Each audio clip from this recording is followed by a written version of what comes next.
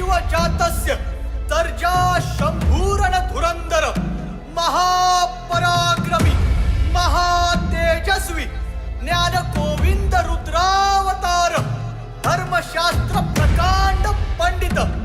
आलमगीर गर्वहरणकार अष्टभाषा जानकार लेखनी तेज धारदार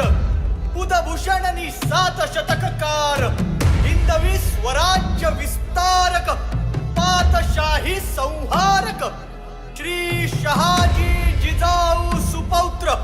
धर्मवीर धनाधिपती